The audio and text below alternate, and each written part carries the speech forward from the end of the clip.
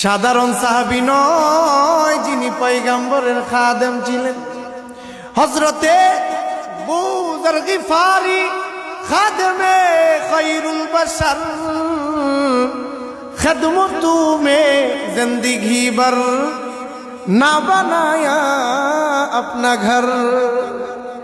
সাধারণ কোন সাহাবাই কেরাম না, নবীর জন্য মহব্বত দেখাইতে দেখাইতে নিজের জন্য একটা আপন ঘর পর্যন্ত নির্মাণ করতে পারে নাই। কেমন মহব্বত নবীর জন্য তারা দেখাইছে। এরে আখিরি জামানার উম্মত, আজকে নবীর জন্য আমাদের কোনো মহব্বত নাই। আল্লাহ বলে নবী জানায় দেন, কুল ইন কুনতুম তুহিব্বুনাল্লাহ ফাত্তাবিউনি ইউহিব্বুকুমুল্লাহ ওয়া ইয়াগফির লাকুম যুনুবাকুম ওয়াল্লাহু গফুরুর রহিম।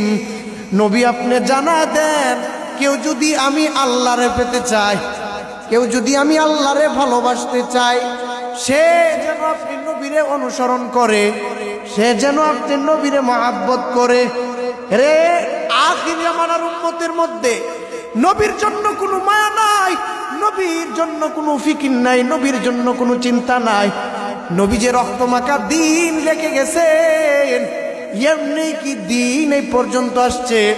বলে সাহাবাই কেরামের ইতিহাস, বড় বড় আল্লাহ ওয়ালাদের ইতিহাস। সিলেটের জমিনে 360 আউলিয়ার কাফেলা নিয়ে আসলেন শাহজালাল। গৌর গোবিন্দ কইরে শাহজালাল টুপিওয়ালা পাগড়িওয়ালা বেগে যাও।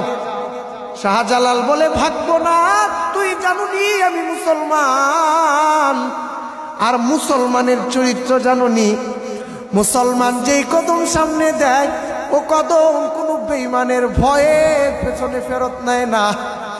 শাহজালাল বলে যুদ্ধ হবে, গৌর গোবিন্দ কয় যুদ্ধ হবে।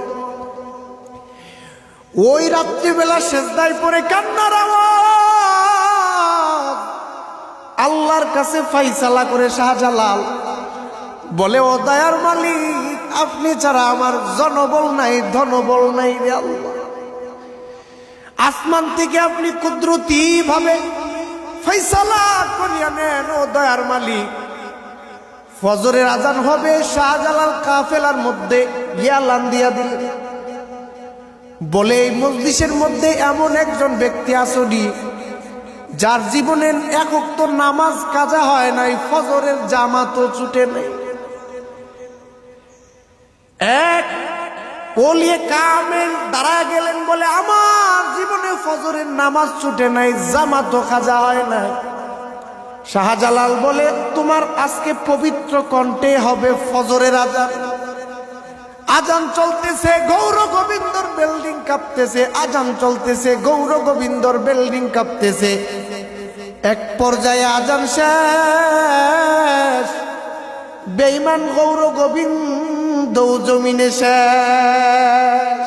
ওয়ালা তাহিনু ওয়ালা তাহজানু আ'লাউনা ইন কুনতুম মুমিনিন। আল্লাহ বলে, যদি খাঁটি মুমিন হতে পারো, বিজয় তো তোমাদেরই হবে, বিজয় তোমাদেরকেই দিব। তবে খাঁটি মুমিন জমিনের মধ্যে হওয়া লাগবে।